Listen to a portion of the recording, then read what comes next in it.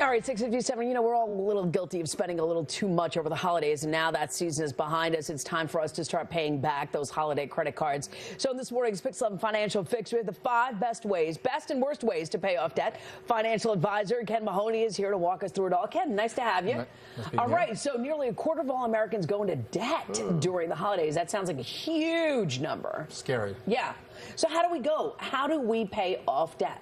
Well, here's the problem. You pay the minimum payments. I ran some numbers this morning. Okay. $2,000 credit limit, right? Yep. 7%. You pay the minimum payment every month. Guess what? It takes you 10 years to pay that down. 10 years. So you forgot what you even paid for. Like, what's it that you even bought? It takes you 10 years. So the Credit Card Act of 2009 says a little number in your credit card. What's the amount you need to pay it off to zero after 3 years? So that's your starting point. Usually double the amount, at least more than double the amount in minimum payment. Okay. Because minimum payment, you're not really getting anywhere. That's a problem. So go back to that strategy again. What's the minimum? How do we calculate that So again? minimum, basically, they're going to show you on a credit card.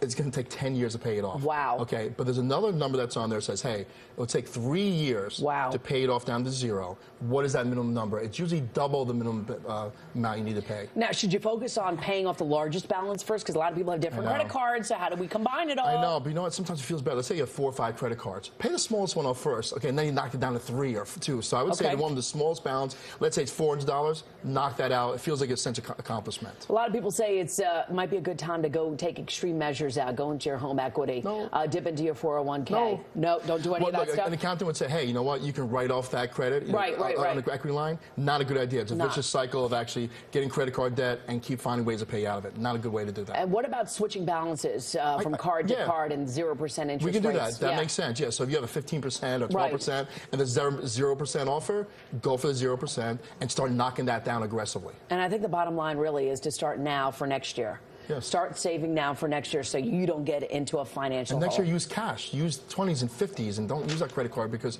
we lose track of what we're spending. Exactly. But with cash, you know, you have to register 20s and 50s. It hurts a lot. It hurts a lot. Financial advisor Ken Mahoney for coming in. Thank you so much for those helpful tips. And I'll be looking on that little payoff debt, the second one. And we'll make sure to post all the tips that he just gave in our PIX 11 News app. Time right now is 7 o'clock. The news starts right now.